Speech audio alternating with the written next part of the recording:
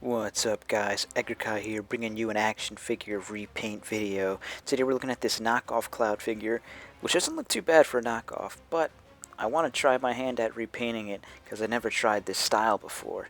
So first things first, we're going to remove this front hair piece. It's a very soft plastic that doesn't have much strong glue, so we don't have to heat it up with a hairdryer or anything. We're basically going to just rip this thing off slowly but surely without damaging it too much. And I figure because it's a knockoff, maybe it's not held together too well, and I was right. So we're getting real close here, and there it is. You see the opening, that little socket, and almost there. It's out. Looks like a totally different guy. So the next thing we're going to do is try to remove the paint from Cloud's portrait. So I have this brush cleaner and restorer by Winsor Newton.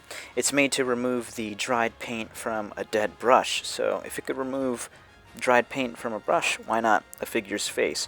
So here we go. I have a toothbrush here, and I swear it's not a toothbrush I'm going to use again on my teeth, but definitely on figures. And I'm pouring just a bit of this restorer on Cloud here, and I'm going to try it for the first time ever if it's going to remove the paint, by which it does. Those eyebrows are already gone. They're going to keep scrubbing until all the paint is gone.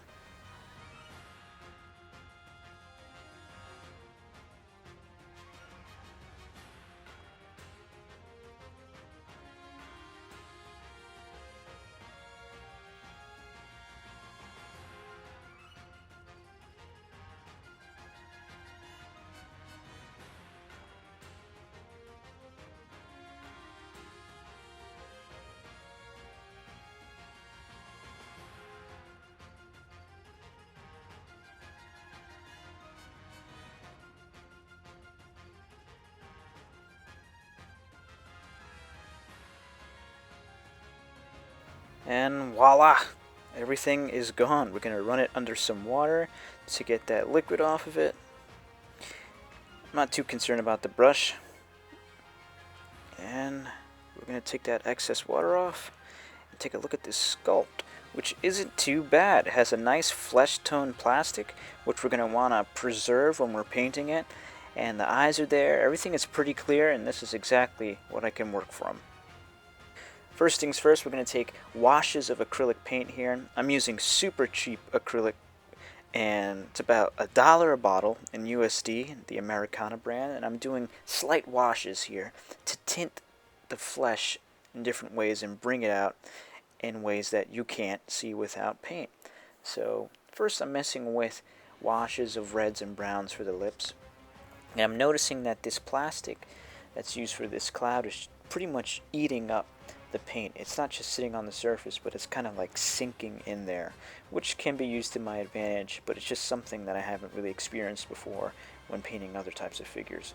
So I'm still doing kind of red tints and washes here to bring out the blemishes in the face where, you know, blood circulates around the nose and cheeks. And now moving on to the eyes, and I'm taking a white gesso and watering it down with just water. I use very crude, cheap supplies, and I'm doing washes until the eye builds up a bit, and now I'm mixing the blue for his pupil.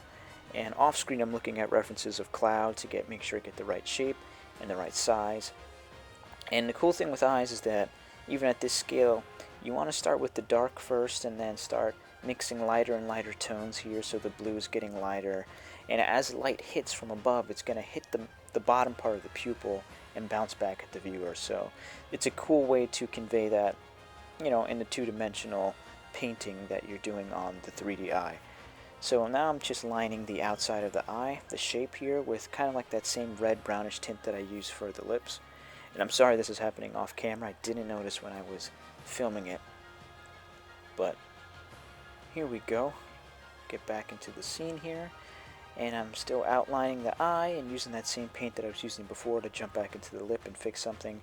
And I'm taking the black to kind of really define that outer shape. And that's what's fun about this style of the Final Fantasy and the Japanese styles, because it's super exaggerated and it's something that I haven't really tried before, and it's really fun to do with this figure. So here we go, we're finding that shape of his eye, and we're going to jump to the eyebrows here. And like before, we're drawing in the shape with washes, really light brown, blonde washes to make sure we solidify that shape.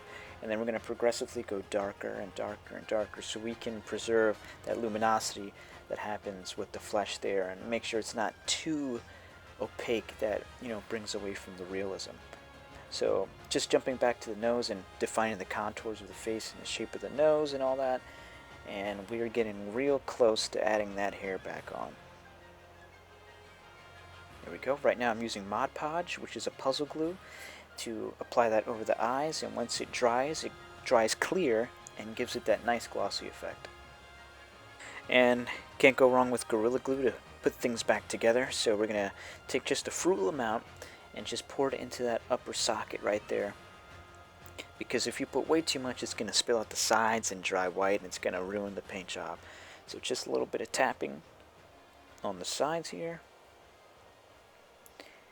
And that should be good enough.